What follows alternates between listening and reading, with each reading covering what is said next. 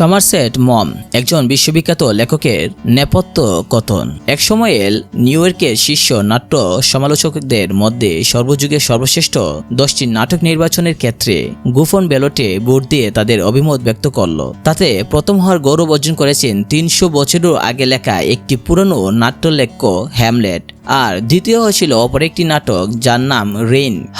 দক্ষিণ সাগরের উদ্দাম ও ভয়ঙ্কর ঝড়ের ঘটনাকে কেন্দ্র করে লেখা এ নাটক, যাতে আছে যৌনতা ও ধর্ম এবং সাগরের হিংস্র দাবার মতো ক্ষতবিক্ষত করা প্রগাঢ় চেতনা। নাটকটি বিরচিত হয় বিখ্যাত সাহিত্যিক সমারসেট মমের একটা ছোট গল্পের উপর ভিত্তি করে। রেইন রচনার জন্য সমারসেট মম পেয়েছিলেন $2 লক্ষ, কিন্তু আশ্চর্যের ব্যাপার হলো নাটকটি লিখতে নাকি 5 মিনিট সময় ব্যয় করা হয়নি। ব্যাপারটা ঘটেছিল এভাবে, মম স্টাডি টমসন নামে একটা ছোট গল্পে লিখেছিলেন। এটা নিয়ে তেমন তার কোনো মাথা ঘামাননি। এক রাতে কোল্টন নামে তার এক বন্ধু বেড়াতে এলেন মমের বাসায়। শোবার সময় কোল্টন একটা কিছু পরে ঘুমে আসার পূর্ব পর্যন্ত সময় কাটাতে চাইলেন। মম তাকে স্টাডি টমসনের পাণ্ডুলিপি পড়তে দিলেন। তাতে গল্পটা তার অসম্ভব রকমে ভালো লেগে গেল। তিনি রোমাঞ্চিত হয়ে গর্ময় পায়চারি শুরু করলেন আর কল্পনায় গল্পটাকে নাটক রূপে দেখলেন, যেটার ভাগ্যে ছিল অমরত্ব। সারা রাত না ঘুমিয়ে পরদিন সকালে মমকে জানালেন যে গল্পটাকে একটা চমৎকার নাট্য রূপ দেখা যেতে পারে। কিন্তু সমারসেট মম এতে চমৎকৃত হলেন না, বরং নিরুৎসাহ হয়ে স্পষ্টবাদী ব্রিটিশ কণ্ঠে ব্যক্ত করলেন এটা ব্যধিগ্রস্ত একটা নাটক হতে পারে, প্রকৃতপক্ষে গ্রাহ্য করার মতো তেমন কিছু নয়। কিন্তু বস্তুতপক্ষে এ নাটকে গ্রহণ করার মতো কিছু নয় বলে মম মনে করলেন। অবশেষে তাই তাকে এনে দিল $2 লাখ। এ নাটক লেখার পর বেশ কয়েকজন প্রযোজক তা প্রত্যাখ্যান করেন। তারপর ম্যাম হ্যারিস নামে এক নাট্যকার এটা গ্রহণ করলেন এবং তিনি ইঙ্গলস নামে এক তরুণী উঠতি অভিনেত্রীর জন্য স্টাডি টমসনের চরিত্রটি মনোনীত করলেন। অবশেষে এই চরিত্রে বলিষ্ঠ ও প্রাঞ্জল অভিনয় করে অভূতপূর্ব আলোড়ন সৃষ্টি করে যশস্বী হলেন। আর অভিনয়ে এ নাটক ব্রডওয়ের মঞ্চে 415 রজনী প্রদর্শিত হলো।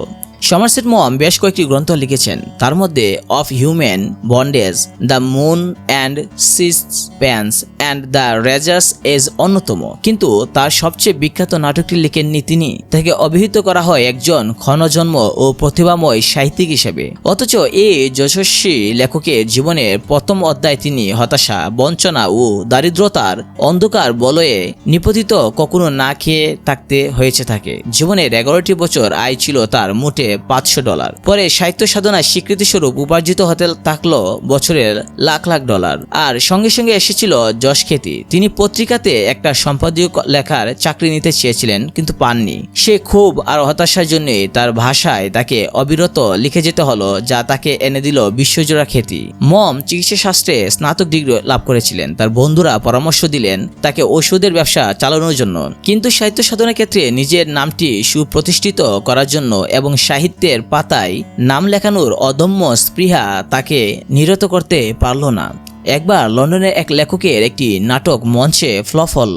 নাট্যশালার কর্মকর্তা ঠিক হিট করার মতো নয়, অথচ চলনসই একটি নাটক খুঁজছিলেন। ডেস্ক আতরাতে পেয়ে গেলেন সমারসেট মমের লেডি ফ্রেডারিক। নাটক হিসেবে এটা তেমন জুৎসই ও উপযুক্ত নয় বিদায় তিনি তা ড্রয়ারে রেখে দিলেন 1 বছর।